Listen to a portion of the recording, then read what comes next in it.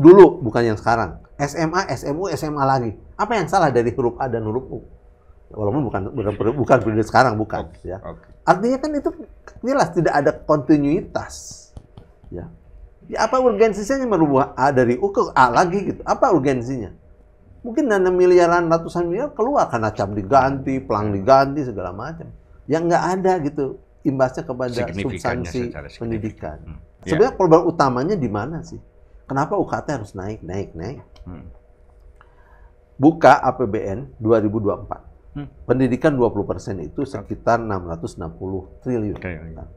660 triliun untuk perguruan tinggi, untuk pendidikan tinggi, itu hanya 38,5 triliun.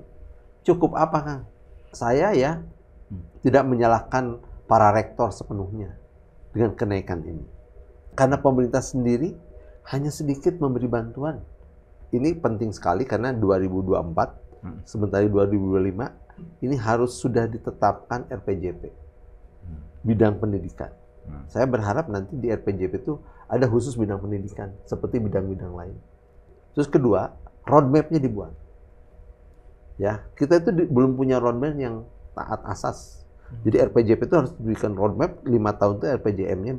Nanti pergantian presiden, apakah mau 2 periode atau tidak, atau siapapun nanti presiden berikutnya, menterinya konsisten. Siapapun ya, bergonta menteri, berganti-ganti menteri, tapi tetap roadmap-nya sampai 2045, karena Indonesia emas. Sekarang sebenarnya saatnya nanti Pak Prabowo menata ulang bagaimana redesign pendidikan nasional, sistem pendidikan nasional.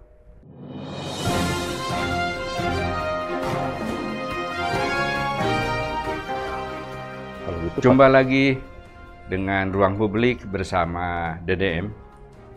Ada masalah yang sekarang lagi viral, kontroversial, terkait dengan nasib mahasiswa yang ada di perguruan tinggi negeri.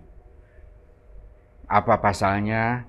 Pasalnya adalah uang kuliah tunggal atau UKT mengalami kenaikan sampai 500%. Ya, kalau misalnya uang kuliah itu semula 2,5 juta, sekarang sudah belasan juta gitu. Itu artinya apa? Sangat meresahkan masyarakat, khususnya orang tua, dan lebih khusus lagi adalah mahasiswa. Ini ada apa dengan dunia pendidikan kita? Ada ahlinya di sini, Profesor Cecep Darmawan, yang dia bilang, waduh, di mana-mana selalu saya diminta bicara itu. Ya memang saatnya untuk bicara tentang itu sekarang karena Anda ahlinya. Pak Cecep, silakan. Iya, terima kasih Kang Deddy. Pokoknya kalau diundang Kang Deddy mah nggak bisa nolak. Amin. Terima kasih. Ini channel yang luar biasa ya, proses pendidikan politik. Nah, sekarang bagaimana tentang UKT? Sebenarnya konsep UKT itu awalnya adalah konsep iuran mahasiswa yang berkeadilan sesuai dengan kemampuan, ya. Jadi tidak flat, ya. Tidak semua dipukul rata, misalnya sekian juta, enggak.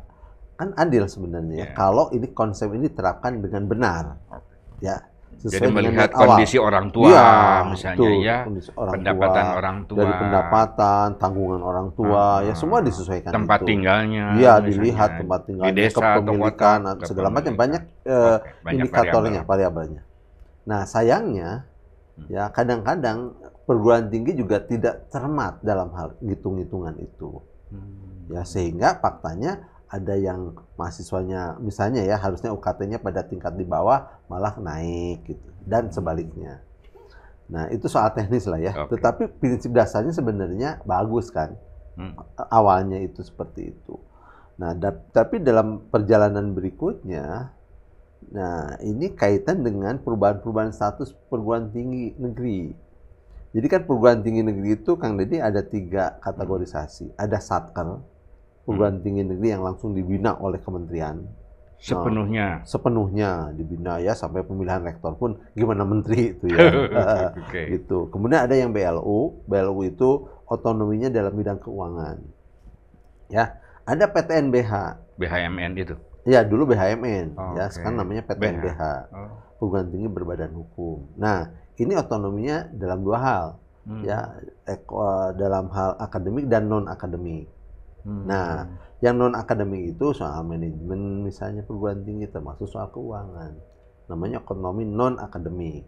Apa semi Gitu. swasta gitu atau gimana? Eh, Atau semi negeri Ya, istilahnya? sebenarnya kan ide dasarnya bagaimana perguruan tinggi itu bisa mandiri. Ide dasarnya bagus. Seperti juga UKT, ide dasarnya bagus. Bahwa prakteknya nanti kita bicara ya.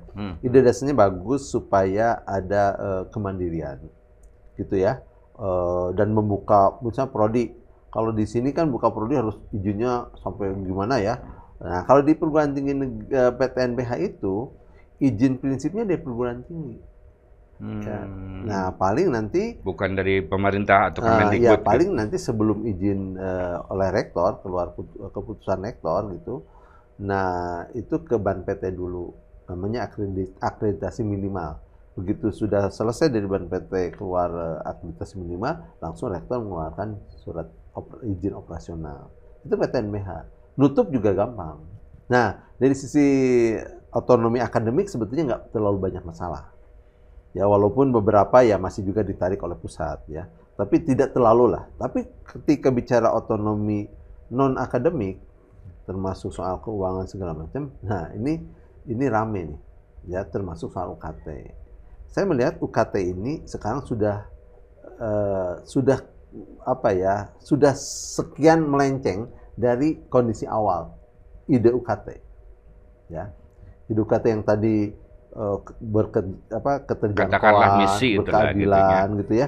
Nah, sekarang Misi sudah awalnya kan berkeadilan gitu ya. sekarang sudah mulai Berubah. melenceng, berubah ya dengan kenaikan-kenaikan yang signifikan.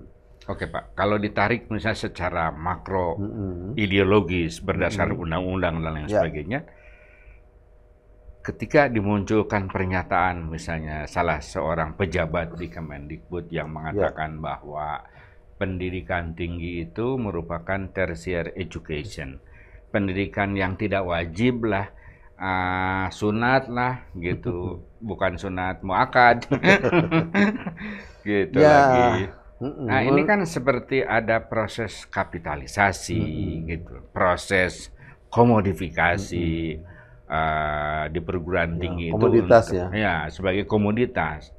Padahal kalau lihat misi Undang-Undang Dasar 45 kan, bagaimana supaya masyarakat kita ini well informed, well educated gitu ya, well informed, well educated gitu ya.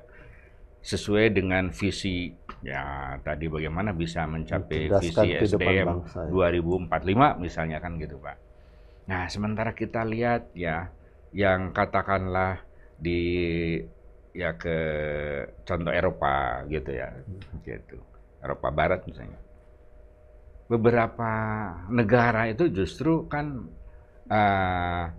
membebaskan warga negaranya itu, generasi mudanya itu untuk mendapatkan pendidikan yang tidak bayar gitu, tapi berkualitas. Nah, di kita ini sudah bayar, dipertanyakan kan gitu kualitasnya. Jadi, apa yang terjadi sebenarnya dari sudut pandang? What's wrong ya? What's wrong?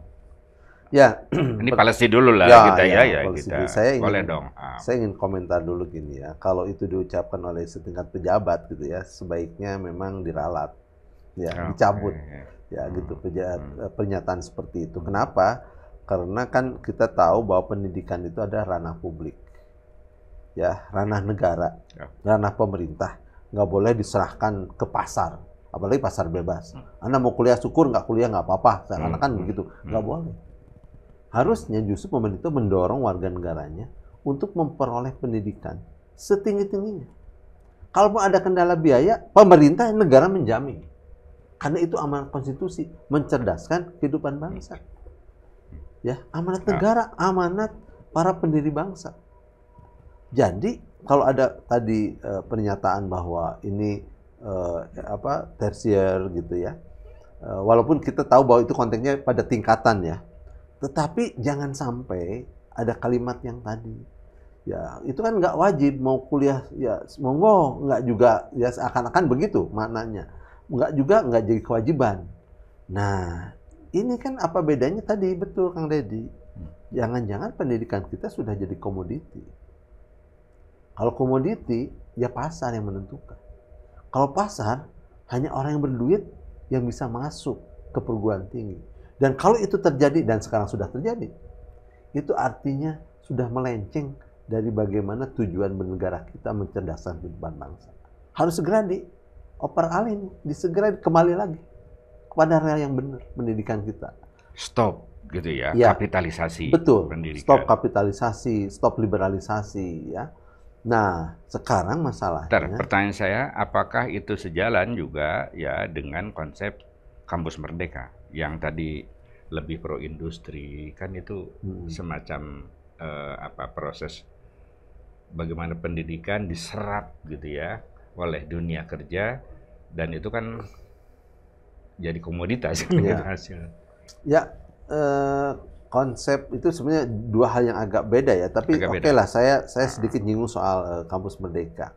Kalau kampus merdeka dimaknai ya para mahasiswa itu untuk mengenal dunia kerja, dunia industri, sebatas dia punya skill, nggak jadi masalah. Tapi kalau seluruhnya diarahkan untuk menjadi pekerja dan mindsetnya itu adalah pelatihan-pelatihan, jadi sekrup, jadi melenceng, jadi robot. Perguruan tinggi hanya melahirkan robot-robot pekerja kalau hanya seperti itu. Padahal ada nilai-nilai, sejumlah nilai yang mulia yang harus juga diberikan pada mahasiswa. Karena dia itu kalau di Undang-Undang Dikti itu, ya, perguruan tinggi itu adalah wadah mendidik calon pemimpin bangsa. Bukan wadah tadi dia ngerjain sekrup-sekrup kecil, tapi dia harus punya wawasannya luas, punya integritas yang kokoh. Nah itu ya kalau kaitan dengan konsepsi bagaimana sih kampus mereka dalam konteks mendidik anak bangsa di perguruan tinggi. Tapi tadi kembali Kang, belum selesai nih ya. Jadi UKT dengan pola yang tadi dimaksudkan oleh Kang Deddy bahwa perguruan tinggi itu kan ranahnya ya, mau di pendidikan dasar, menengah maupun tinggi, dia ada kewajiban negara. Ya. Tidak boleh dikatakan ini tersier, kemudian primer. jadi pendidikan itu ranah negara yang nggak boleh dialihkan ya, diliberalisasi, kemudian diserahkan pada mekanisme pasar, nggak boleh. Dia harus protek negara. Bahkan yang Arif itu bicara begini. Oke, kalaupun Anda ini warga negara ya, belum berkemampuan untuk melanjutkan studi ke perguruan tinggi karena kendala biaya, kami pemerintah akan menjamin. Yang penting punya motivasi, punya keinginan. Memang negara kita masih terbatas membiayai itu. Soal anggaran gitu ya, lagi-lagi anggaran. Lagi-lagi soal itu. Tapi kami akan berupaya. Kan kalau begitu bicaranya enak kan? Ya, memberi hal yang positif, ya, simpati ketika orang sekarang bersedih, anak-anak mau bayar UKT begitu berat ya. Ini malah ada ucapan yang kontraproduktif menurut saya ya. Yang harusnya tidak dilakukan, tidak diucapkan oleh seorang pejabat gitu. Nah, terus gini, problemnya Kang Deddy belum bicara. Sebenarnya problem utamanya di mana sih?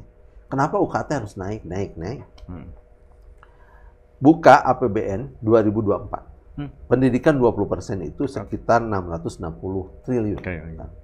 660 triliun untuk perguruan tinggi, untuk pendidikan tinggi, itu hanya 38,5 triliun. Cukup apa, Kang? Kalau negeri swasta disatukan, kita itu ada sekitar 4.500 perguruan tinggi. Seluruh Indonesia. Seluruh Indonesia. PTS dan PTN. Ya, PTN, PTS seluruh Indonesia. Terus kalau PTN ya di bawah Kemendikbud mungkin sekitar 200-an kurang lebih ya, kurang dari 200 lah. Ya, jadi 38,5 triliun. Cukup apa? Jadi ini juga saya ya tidak menyalahkan para rektor sepenuhnya dengan kenaikan ini. Karena pemerintah karena pemerintah sendiri hanya sedikit memberi bantuan. Ya.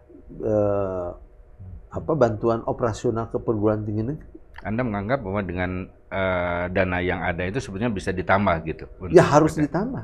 Karena siapapun rektornya, nggak mungkin dengan dana segitu tanpa menaik atau menyesuaikan UKT, tanpa memperoleh dari UKT yang signifikan tadi. Ya, Walaupun betul ada beberapa perguruan tinggi yang tidak menaikkan UKT. Hanya dia juga harus muter tuh, harus lebih kreatif. Gimana sih menutupi kekurangan? Ya, kalau UKT tahun lalu masih sama dengan tahun ini. Termasuk UPI lah. Saya salut juga pada rektor ya tidak menaikkan UKT tahun ini. Ya, sebegitu naik saya juga akan bersuara. Oh, gitu ya. Oke, oke. Jadi ini persoalan utamanya karena pemerintah memberi bantuan operasional kepada perguruan tinggi negeri ya itu minim. Di situ. Silakan di situ dicek. Poinnya ya. Iya, poinnya di situ. Bahkan beberapa perguruan tinggi hanya belasan persen misalnya. Dan berat tuh perguruan tinggi. Ya. Saya dengar tadi di sebuah radio ya, di radio swasta. Itu ada perguruan tinggi yang hanya diberi belasan persen. Selebihnya suruh nyari sendiri. Gitu. Ya, tentu data ini harus divalidasi, silakan. Ya, benar tidaknya. Tapi saya waktu dialog dengan sebuah radio gitu bicara seperti itu. Nanti dicek perguruan tinggi mana yang dapat berapa persen. Pokoknya berat. Dan Kang Deddy atau saya pun kalau jadi rektor, ya berat juga dengan kondisi seperti ini. Mau tidak mau dari UKT. Walaupun sebenarnya dengan status PTNBH ataupun belum PTNBH, ya memang perguruan tinggi harus kreatif sih. Ya misalnya menyelenggarakan pendidikan S3 yang lebih profesional dan dananya cukup gede karena walaupun ini kan, kalau S3 gitu-gitu nggak terlalu signifikan sih. Nggak terlalu signifikan ya. Yang paling signifikan, perguruan tinggi itu melahirkan kreativitas misalnya hak paten.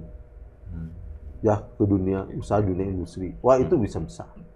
Tapi berapa banyak sih perguruan tinggi yang tiap tahun melahirkan hak paten itu? Kebanyakan tadi S3 kemudian ya kan perguruan tinggi tugasnya 3 ya, pendidikan pengajaran, penelitian. Nah, kalau pendidikan pengajaran kan itu namanya teaching university, ngajar aja terus ya.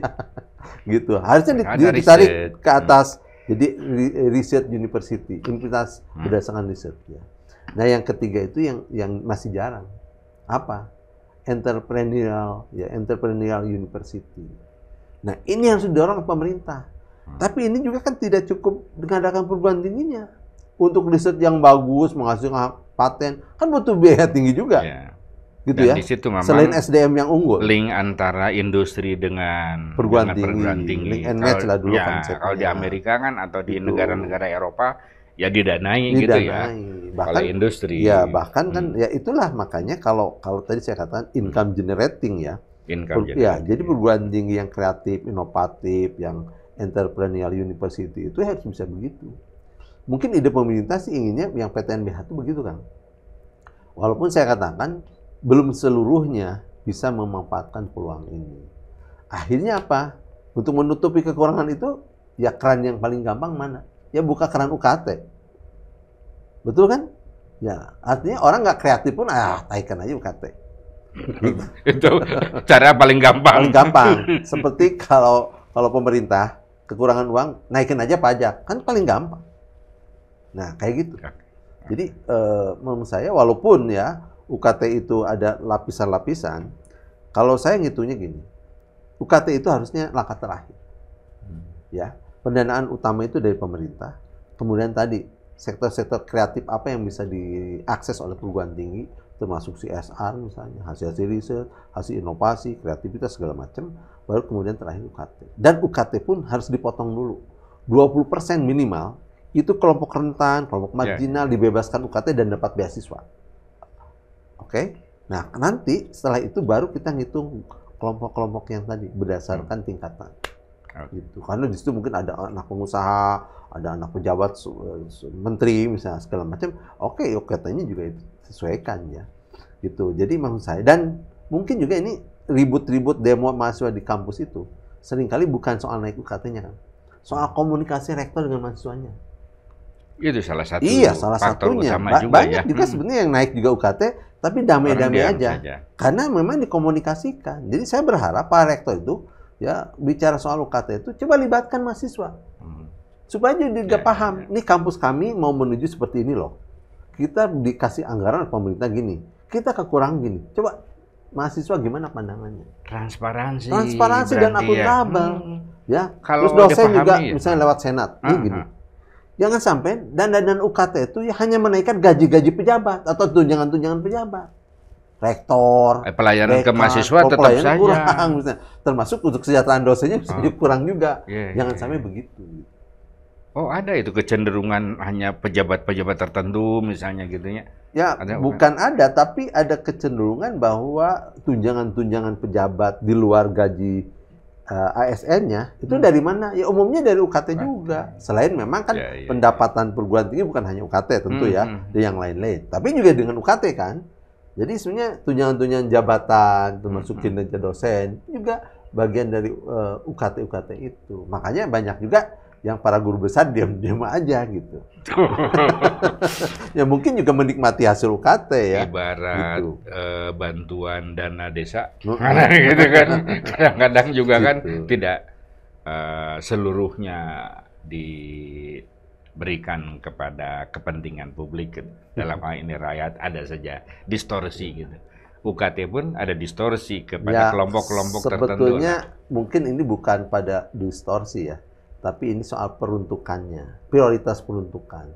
Ya, jadi prioritas peruntukan kan harusnya pada services, pada layanan pada mahasiswa. Ya itu yang saya maksud distorsi. Ya, gitu, ya. Tapi pelayanannya itu kepada beberapa orang. Misalnya ya bukan untuk tunjangan rektor, wakil rektor, dekan yang begitu signifikan. Sudah cukup gede gitu, sementara ditambah dosen lagi. kecil-kecil.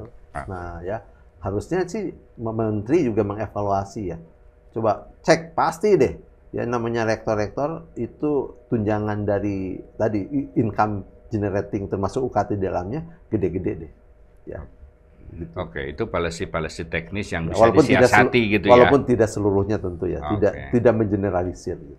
Nah, Pak, dari sudut misalnya peraturan perundang-undangan sampai keputusan menteri atau keputusan dirjen itu ada nggak yang perlu direvisi atau didekonstruksi, apalah istilahnya gitu. Ya. Sehingga kan ini akibat kan. Kenapa misalnya konsep tertiary education ini kan tidak tiba-tiba muncul, tentu ada rujukan legalnya gitu ya.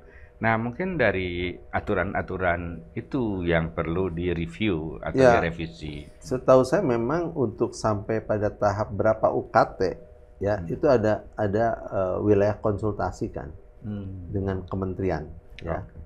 Pasti lapor ke perguruan tinggi itu. Kami mau UKT sekian. Tergantung pada level tadi, perguruan tingginya apa, Satker, BLU, atau PTNBH ya. Kan ada mekanisme bagaimana setidaknya memberitahu ke kementerian. Dan kementerian juga harusnya turun. Kan di situ ada irjen, ya, harus turun tuh. Gimana sih di mahasiswa? Itu. Layak tidak? Gitu. Bahwa dari kelompok menengah ke atas ada naik, ada gejolak nggak? Ya, kalau saya sih boleh UKT naik, tapi bagi kelompok-kelompok tertentu. Tapi kelompok yang menengah ke bawah, kalau bisa turun. Kenapa sih harus naik kelompok menengah ke bawah? Turun kalau menurut saya. Ya, yang menengah ke atas boleh naik sesuai dengan kemampuan. Itu punya kelompok-kelompok tertentu. Ini proses keadilan supaya ada subsidi silang. Di sini subsidi silangnya. Ya, jangan semua ditaikan. Ya berat. Banyak kasus tadi di media sosial ya. Yang orang tuanya di kelompok rendah, itunya UKT-nya tinggi gitu. Ya, walaupun golongannya masih golongan rendah, tapi UKT-nya karena naik jadi tinggi. Nah, jangan sampai terjadi begitu. Ya, banyak mahasiswa sekarang yang menjerit orang tuanya untuk bayar UKT, gitu. Ya, terus kemudian seenaknya saja pejabat bilang, ya soal tertiary education gitu. Nah, saya memang ini saatnya ya, menurut saya ini kalau menteri tidak bisa menyelesaikan, presiden. Ya, Pak Jokowi harus bicara. Kalau menteri nggak bisa menyelesaikan, Pak Jokowi harus bicara, ya. Karena ini urgent ya. Urgent. Untuk ya. kepentingan. Kalau perlu anggaran pendidikan yang tadi saya katakan 38,5 triliun untuk perguruan tinggi revisi. Kan gampang DPR dengan pemerintah. Kan dananya juga revisi gimana? Ya. Apakah soal anggaran perubahan, APBN perubahan segala macam, revisi supaya tidak lagi ya UKT yang jor-joran. Dan semua DPR kan partai apapun sekarang, fraksi apapun akan inilah ke Pak Jokowi lah. Apalagi kan saya beberapa kali komunikasi dengan Komisi 10, ya nggak setuju juga dengan kenaikan UKT ini. Oh iya, gitu. Ada ketua Komisi 10 menyatakan Pak Saiful Huda. Ya, kritis lah terhadap ini. Jadi pendidikan tinggi sekarang elitis gitu kan Ya, gitu. betul. Karena apa respon dari salah seorang pejabat itu yang mengatakan tertiary education itu. Oke, sekarang kita bicara ke depan. Ya, Nah, ini kan ada nanti perubahan pergantian presiden gitu. Kabinet baru. Nah, apa yang Pak Cecep harapkan dengan kabinet baru itu? Apakah misalnya di angka 20 itu masih tadi bisa dipertahankan, ya. tapi dengan tadi revisi ke perguruan tinggi negeri, PTN gitu ya? Itu untuk perguruan tinggi, pendidikan tinggi, sudah bicara negeri swasta. Oke, untuk seluruh Ya. perguruan tinggi aja, itu misalnya tinggal porsinya agak dinaikkan, Ya. misalnya gitu. Ya, saya kira kita berharap nanti presiden baru Pak Prabowo gitu ya. Pertama, tentu menteri yang dipilihnya adalah menteri yang profesional, Oke. ya, yang profesional, yang paham tentang dunia pendidikan, terlepas dari apakah itu dari partai atau dari kalangan profesional perguruan tinggi, tapi adalah mereka yang paham tentang dunia pendidikan. Satu tuh. Oke, sebentar. Ada di masyarakat itu yang sekarang tuh lagi memikirkan, misalnya gimana sih kalau menteri itu lulusan Jerman, misalnya karena tadi lebih tahu tentang pendidikan gratis. Nah, gitu. Ya, terlepas lah. Menurut saya itu kan policy ya Pak Presiden ke depan. Tapi menurut saya yang penting paham dunia pendidikan. Sehingga dia nanti ini penting sekali karena 2024 sementara 2025 ini harus sudah ditetapkan RPJP bidang pendidikan. Saya berharap nanti di RPJP itu ada khusus bidang pendidikan seperti bidang-bidang lain. Sekarang itu bidang pendidikan masuknya di pengembangan SDM kan. Ya, nah kalau ke depan inginnya di RPJP itu bidang pendidikan dalam satu bidang. Satu tuh. Terus kedua, roadmap-nya dibuat. Ya, kita itu belum punya roadmap yang taat asas. Jadi RPJP itu harus diberikan roadmap 5 tahun itu RPJM-nya. Nanti pergantian presiden, apakah mau 2 periode atau tidak, atau siapapun nanti presiden berikutnya, menterinya siapapun ya, bergonta menteri, berganti-ganti menteri, tapi tetap roadmap-nya sampai 2045, karena Indonesia emas. Ya. Jadi Anda melihat itu roadmap-nya itu discontinuity gitu? Yang selama ini? Ya, bukan hanya discontinuity, kadang-kadang ya, program yang bagus di sebelumnya nggak berlanjut. Karena ingin model yang baru. Selalu begitu. Contohnya apa? Ya, sekarang misalnya apa yang salah dari kurikulum 2013? Misalnya ya. Terus dulu, bukan yang sekarang. SMA, SMU, SMA lagi. Apa yang salah dari huruf A dan huruf U? Walaupun bukan periode sekarang, bukan. Ya. Artinya kan itu jelas tidak ada kontinuitas. Ya. Apa urgensinya merubah A dari U ke A lagi gitu? Apa urgensinya? Mungkin dana miliaran, ratusan miliar keluar karena cap diganti, pelang diganti, segala macam. Yang nggak ada gitu imbasnya kepada substansi pendidikan. Ya, dan banyak hal. Jadi emang saya sekarang sebenarnya saatnya nanti Pak Prabowo menata ulang bagaimana redesign pendidikan nasional, sistem pendidikan nasional. Bahkan PR nanti Pak Prabowo, saya berharap Sisdiknas, lewat undang-undang Sisdiknas direvisi dengan baik. Bukan kayak kemarin, sorry ya. Ya. Kayak kemarin gimana? Ya, kemarin kan pemerintah juga mau revisi undang-undang Sisdiknas. Tapi isinya jauh dari harapan kita. Makanya kita protes supaya itu dipending saja. Nanti aja nunggu presiden baru. Kita berharap Pak Prabowo memilih menterinya yang tadi ya, yang kompeten, ya, yang lebih profesional dalam bidang pendidikan, kemudian nanti membuat Sisdiknas model baru, ya, mengajak serta para akademisi, para ilmuwan di perguruan tinggi, ya. Nah, kemudian disusun itu untuk ya ini menjadi landasan menjalankan RPJP selama 20 tahun ke depan. 2025 sampai 2045. Indonesia emas. Ini momentum penting. Makanya tadi apa PR presiden? Ini momentum penting. Ya, selain program-program lain lah yang sudah dikampanyekan, makan siang dan segala macam ya. Tapi ini yang fundamental harus digarap ya oleh presiden yang ke depan beserta Mendikbudnya, ya, dan harus banyak kolaborasi dengan perguruan tinggi.